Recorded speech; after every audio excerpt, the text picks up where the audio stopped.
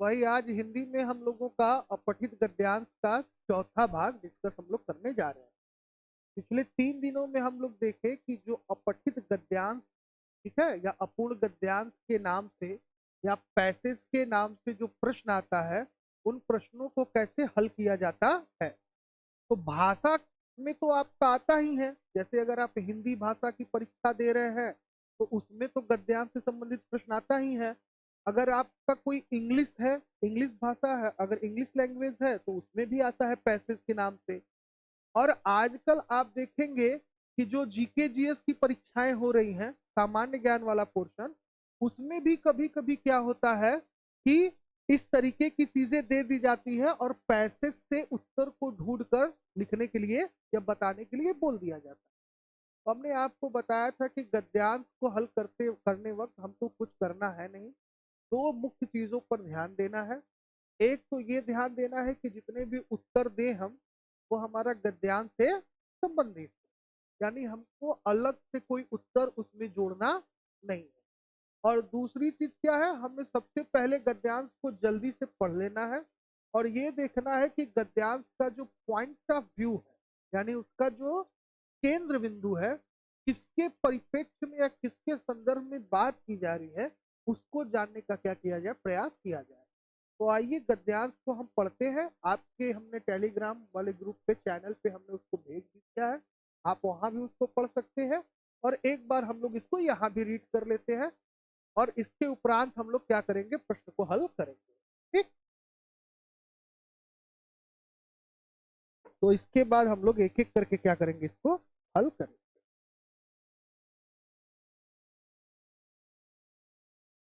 बात करते हैं आपका गद्यांश नंबर 4 का। आज चौथा गद्यांश है और यहां से शुरू करते हैं कि प्राचीन भारत की वैज्ञानिक और दार्शनिक उपलब्धियां विश्व इतिहास में अद्वितीय है। वेदों और उपनिषदों में न केवल धार्मिक और आध्यात्मिक ज्ञान संचित है, बल्कि इनमें खगोल शास्त्र, गणित, चिकित्सा और भौतिकी के गहन सिद्धांत भी शामिल हैं।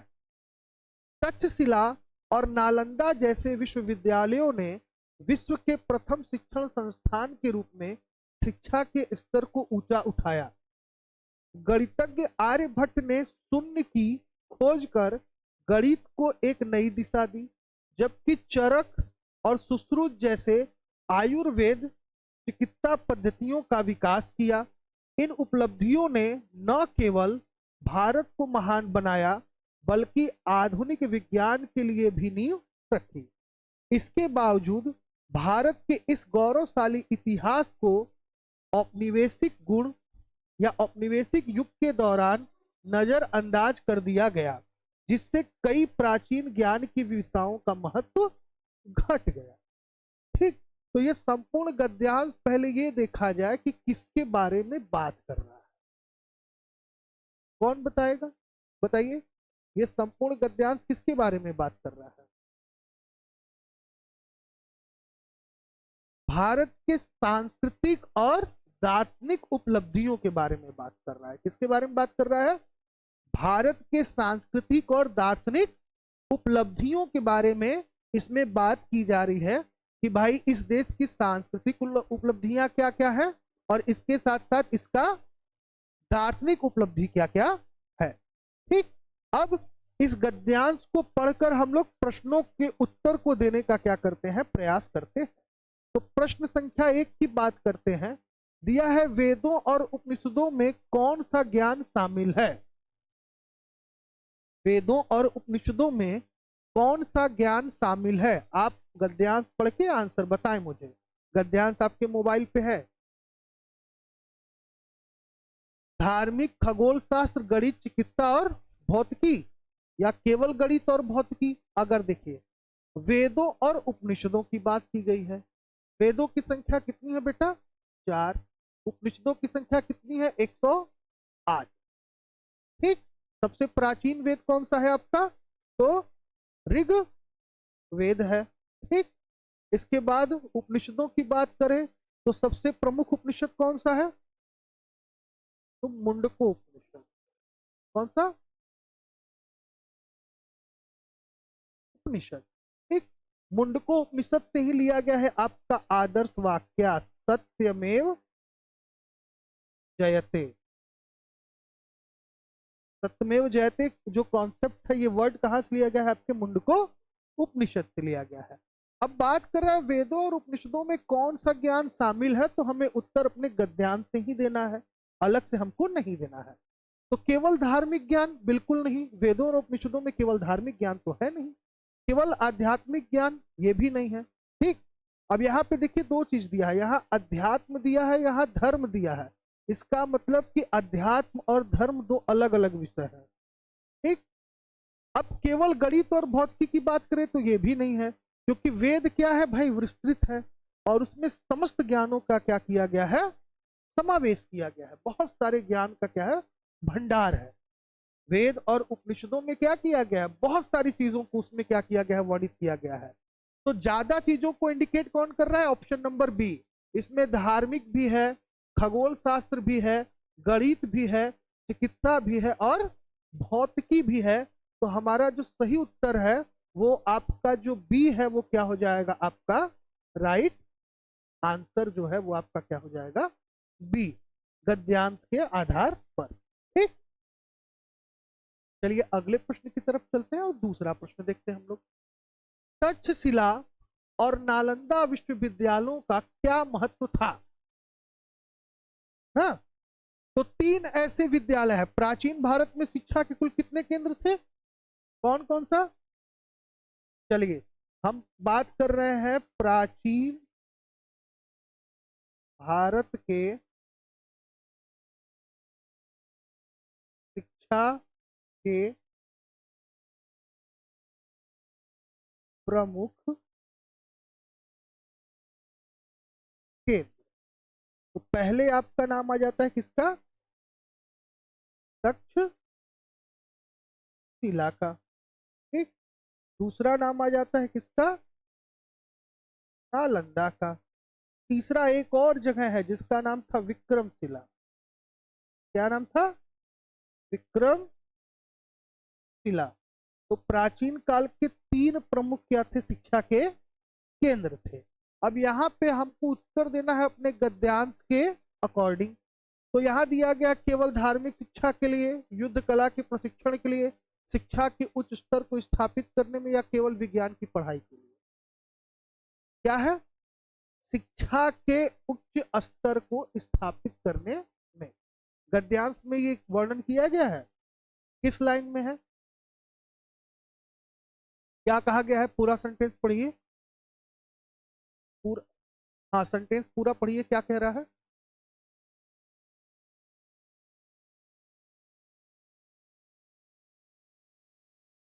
ऊंचा, ऊंचा ऊंचा उठाया है, यानी उच्च शिक्षा स्तर की क्या की जा रही है? बात की जा रही है। तो हमारा ऑप्शन नंबर जो सी है वो क्या हो जाएगा? सही हो जाएगा। ठीक, चलिए आगे चलते हैं और प्रश्न संख्या 3 को देखते हैं। हल करने में कोई परेशानी तो अब हो नहीं रहा है, अब ऐसे ही प्रैक्टिस कर लेंगे तो अपठित गद्यांश में जो 4-5 प्रश्न आपका आता है वह आपसे छूटेगा नहीं, आप उसको आराम से क्या कर लेंगे? हल कर। चलिए आर्यभट्ट की बात करते हैं। तो आर्यभट्ट की प्रमुख खोज क्या थी? तो हमने देखा था शून्य। क्या था? शून्य की खोज किसने की थी भाई? आर्यभट्ट ने। तो ये तो हो गया आपका गद्यांश का उत्तर। अब हम आपसे पूछे आर्यभट्ट किसके समकालीन थे, किसके शासन काल में थे? आर्यभट्ट प्राचीन भारत में थे, किसके शासन काल में थे?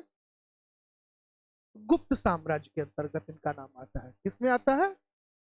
गुप्त साम्राज्य। ठीक, आर्यभट्ट जो थे वो कब काल के? गुप्त काल के थे।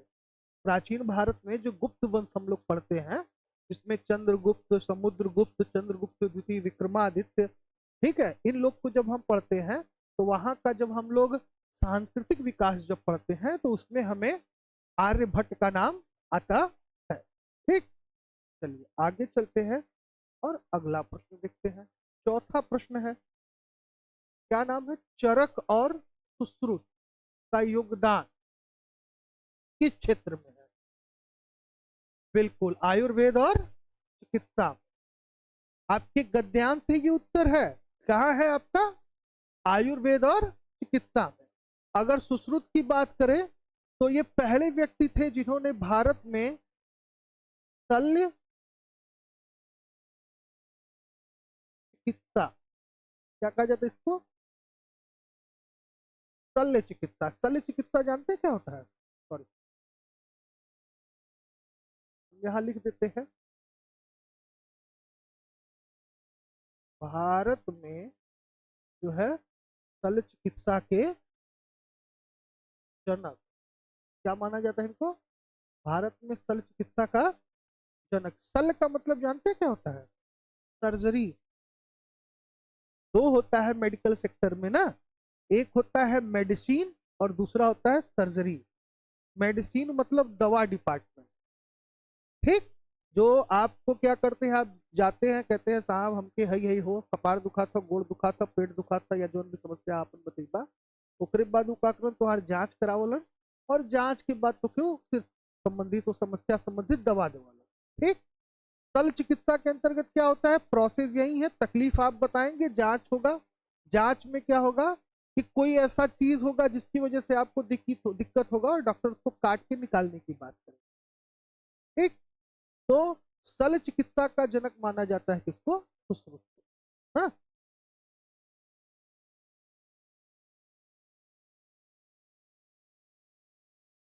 अब क्या है?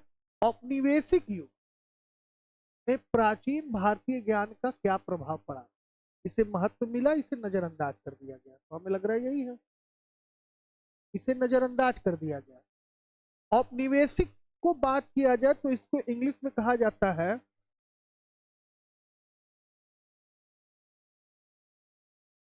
डोमेनियन, कहा जाता है। क्या कहा जाता है? डोमेनियन। डोमेनियन का मतलब जानते हो क्या होता है? डोमेनियन का मतलब जान रहे हो क्या होता है? डोमेनियन का मतलब होता है एक तरीके से गोदाम। औपनिवेशिक देश मतलब ऐसा देश जिसपे किसी दूसरे देश का क्या हो? अधिपत्य हो, और वह देश उस देश को अपने व्यापारिक जरूरतों को पूरा करने के लिए क्या करे, उस पर कब्जा किया। तो वही देश आपका क्या कहलाता है? औपनिवेशिक देश, ठीक। इसको इंग्लिश में हम लोग कहते हैं डोमेनियन कंट्री। प्राचीन भारतीय उपलब्धियों ने आधुनिक विज्ञान पर क्या प्रभाव डाला? तो केवल धार्मिक प्रभाव डाला, विज्ञान को अवरुद्ध किया, कोई प्रभाव नहीं डाला, या आधुनिक विज्ञान के लिए आधार प्रदान किया? यही है। पढ़िए गद्यांश में। भाई शून्य की खोज की गई, ये सब चीजें हो गई, तो एक तरीके से आधुनिक विज्ञान के लिए इसने क्या किया था? आधार प्रदान किया। आपके गद्यांश में ये वर्णित भी है, ठीक। जो लोग ऑनलाइन देखते हैं, हम बार बार आपको बताते हैं कि जब गद्यांश आपके सामने हम रिप्रेजेंट किया करें तो उसी समय आप उसका स्क्रीनशॉट ले लिया करें। उसके बाद आप प्रश्न जब हम पूछते हैं तो उस स्क्रीनशॉट से गद्यांश को पढ़कर उसका उत्तर देने का क्या करिए, प्रयास किया करिए।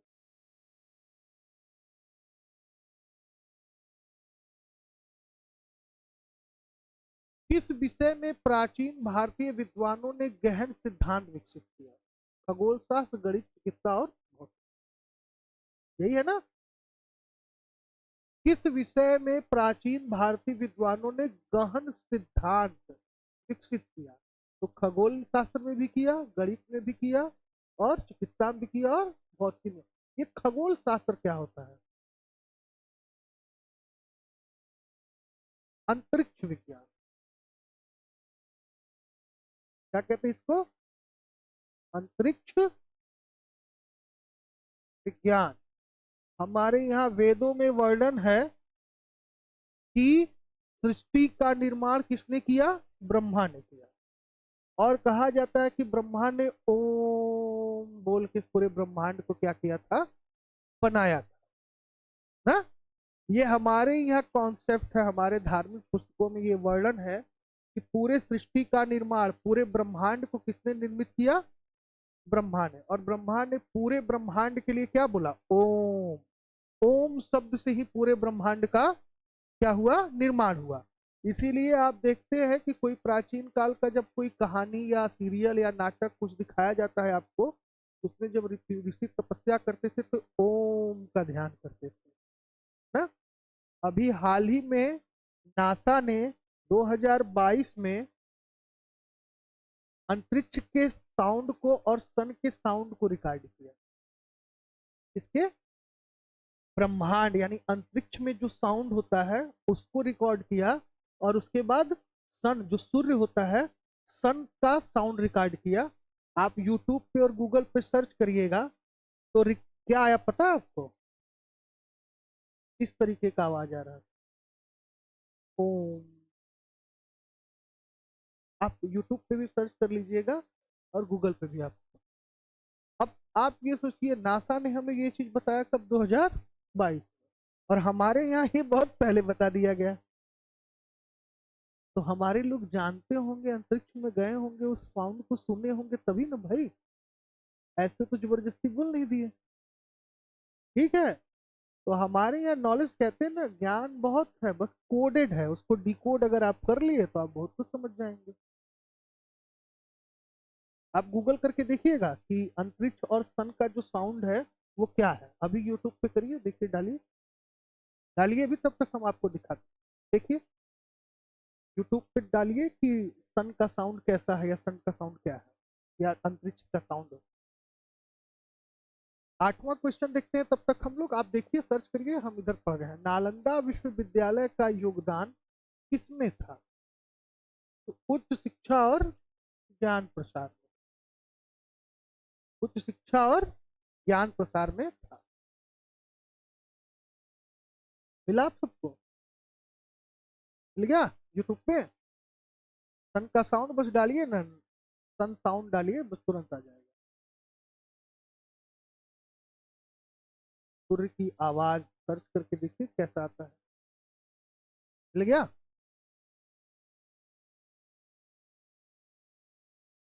तो यूट्यूब पे साउंड मिलेगा कि गूगल पे मिलेगा?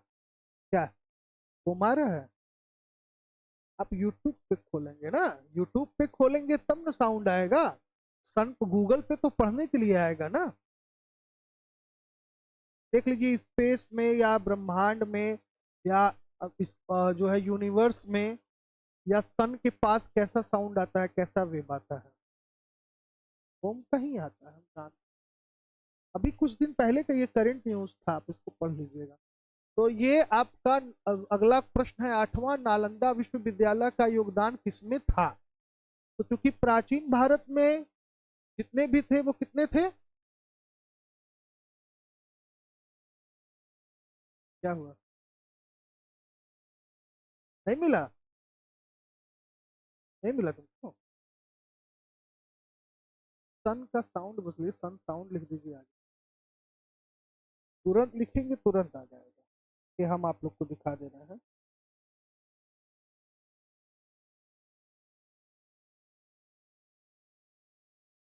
SOUND, साउंड ऑफ सन। ठीक है, ये देखिए,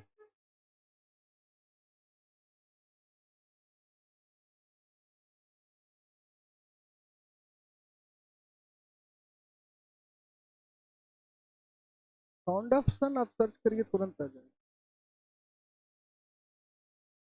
तो कहने का मतलब ये है कि भाई हमारे यहाँ बहुत पहले से ये कॉन्सेप्ट है। ठीक, चलिए आगे चलते हैं। 9वां प्रश्न देखते हैं क्या है। किस कारण से प्राचीन भारतीय ज्ञान की महत्ता कम हुई? तो आंतरिक विवादों के कारण, ये तो वर्णन ही नहीं है। शिक्षा प्रणाली के अभाव कारण वर्णन ही नहीं है। तो हो सकता है औपनिवेशिक युग में नजरअंदाज के कारण इसका वर्णन किया गया है, ये भी सही नहीं होगा। तो आपका ऑप्शन नंबर जो बी है वो क्या हो जाएगा? आपका सही उत्तर हो जाएगा। देखिए गद्यांश हम एक बार पढ़े हैं, हम तुरंत पकड़ ले रहे हैं कि कौन सा वर्ड का वर्णन किया गया है, कौन सा नहीं किया गया है।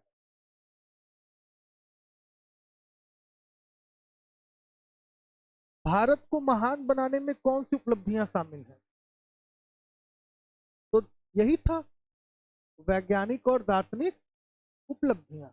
क्योंकि पूरा का पूरा जो पैसेज था, पूरा का पूरा जो गद्यांश था, वो हमारा किससे संबंधित था? भारत के सांस्कृतिक, वैज्ञानिक और दार्शनिक विकास से संबंधित था। तो कुल आपके जो 10 प्रश्न थे इस गद्यांश के, वो हो गए पूरा क्लियर। तो इसी तरीके से बेटा आपका जो अपठित गद्यांश होता है उसको हम लोग क्या करते हैं? हल करते हैं। एक भी उत्तर हम लोग अपने से क्या किए? डिस्कस नहीं किए। जितना भी उत्तर था हम लोग इसी गद्यांश से ही क्या किए? हल किए। ठीक। तो परीक्षा में आपको भी बहुत ज्यादा घबराना नहीं है। अपठित गद्यांश वाला पोर्शन आ जाए तो ना, आपको क्या करना है? उसी पैसेज से उत्तर को ढूंढकर बहुत सावधानी पूर्वक क्या करना है? करना है। बस ये देखिएगा कि जो आप आंसर दिया गया है उसका सही वर्णन या सटीक शब्द का वर्णन उसमें किया गया है कि नहीं। ठीक। तो आज का ये वाला टॉपिक हम लोग यही पे क्लोज करते हैं। अगले नेक्स्ट टर्न पे हम लोग फिर एक गद्यांश डिस्कस करेंगे। ठीक।